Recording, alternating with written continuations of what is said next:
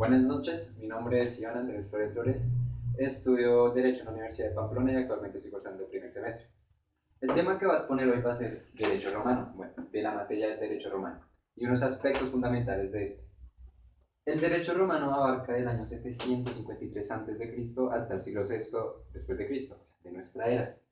Ulpiano era un gran exponente del Derecho Romano, bueno, en aquel tiempo. Él decía que el derecho romano era el arte de lo bueno y lo equitativo, y daba tres pilares fundamentales, los cuales sostenían este derecho como tal. El primero era vivir honestamente, el segundo era no hacerle daño al otro, y por último, darle a cada cual lo suyo. Darle a cada cual lo suyo también era la definición de justicia en aquel tiempo. Las fuentes del derecho. Bueno, como principio tenemos la costumbre. La costumbre es una serie de actos repetitivos dados por un grupo de personas en un dado lugar. Y hay tres tipos de costumbres: según la ley, contra la ley y de acuerdo a la ley. Tenemos como siguiente los edictos pretorianos. Los edictos pretorianos eran una serie de normas y dictámenes dados por los pretores, los cuales sostenían una vigencia de un año, que era el periodo en los cuales estas personas tenían como, de cierta forma, un gobierno. Constituciones imperiales. Eran todas las normas y leyes dadas por el emperador, las cuales debían ser acatadas en todo el territorio que estaba a su mandato. Por siguiente, tenemos los dictámenes de los juristas. Estos eran los conceptos dados por los juristas en los diferentes tipos de casos que se dan a su disposición y criterio. La lex. La lex era una serie de actos votados por el pueblo romano cuando se reunían en los comicios, y este acto se le llamaba concilia plebis, que era como una especie de voto popular. Por último tenemos los senados consultos, que eran personas de las más altas calidades humanas y conocedores del derecho y la ley, que por igual como los juristas daban sus conceptos acerca de unos casos en especiales, de cómo lo hacen en las jurisprudencias. Bueno, pasamos al estado de familia. Se dividen en dos tipos de personas: los sui juris y los alieni juris. Los sui juris eran aquellas personas que no estaban bajo el poder de una persona y se podían representar a sí mismos y podían adquirir derechos y deberes como todo ciudadano. Los alieni juris eran aquellas personas que necesitaban de otra persona para ser representadas, ya sea judicial o extrajudicialmente. Habían tres casos: por edad. Por edad, cuando se era menor de 7 años, se consideraba absolutamente incapaz de adquirir deberes y derechos.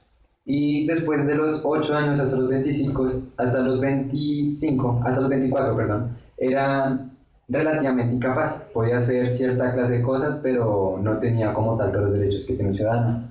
Y ya de los 25 años en adelante ya se consideraba que tenía la mayoría de edad para poder hacer las diferentes actividades respectivas. Por sexo, a la mujer se le considera absolutamente incapaz por ser mujer.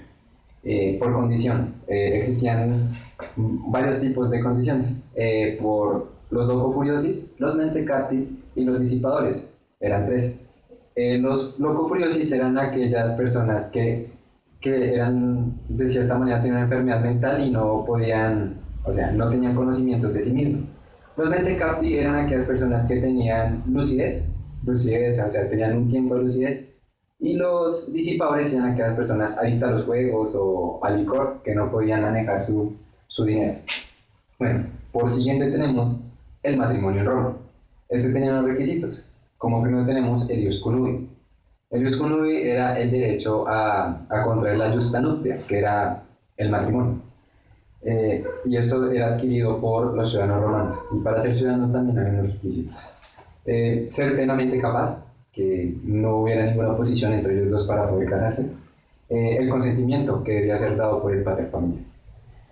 Formas de matrimonio en Roma en aquel tiempo. Como primero tenemos el confariatio. El confariatio era una ceremonia solemne en la cual se daba un pastel en honor al dios Júpiter, y tenía que estar frente de 7 testigos y un magistrado.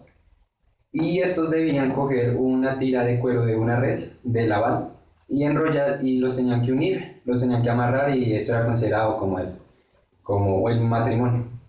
Por siguiente tenemos el coemptio. El coemptio era como una especie de venta, el cual el padre de familia podía coger a una mujer que estaba bajo su potestad y venderla. Tenía que estar frente a 5 testigos y así se realizaba esta, este acto. Y por último tenemos el usus. El usus era cuando el hombre tenía acceso a la mujer por un año. Ya después de un año se consideraba que estaban casados. Por último tenemos el régimen de la libertad. El régimen de la libertad, primero que todo, la persona o el ciudadano romano era aquel que era nacido aquel que era hijo de padre romano y madre romana. Entonces, esta persona era un ciudadano romano y podía adquirir derechos y era libre. Otra persona que no tuviera estas cualidades se consideraba un liberto. No podía adquirir los mismos derechos que tendría un ciudadano normal. El esclavo era considerado una cosa o un bien patrimonial. Y la relación que había entre amo y esclavo era dominus.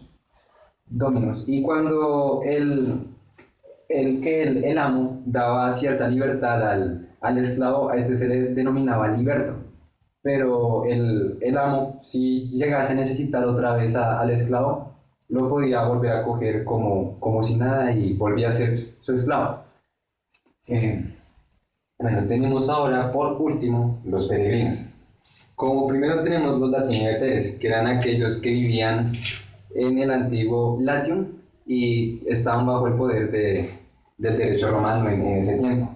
Por siguiente tenemos los latini coloniali, que eran aquellos extranjeros que vivían a los alrededores de Roma en unas colonias, unos grupos. Y por último tenemos los latini iuniani, que eran aquellos que se regían por su propio derecho latino y vivían también a las afueras de la ciudad de Roma.